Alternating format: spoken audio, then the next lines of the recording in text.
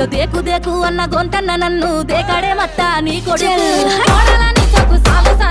అందుకే దేకలే నా కొడుకు సల్ల సల్లాగున్న ఆ సందులాసి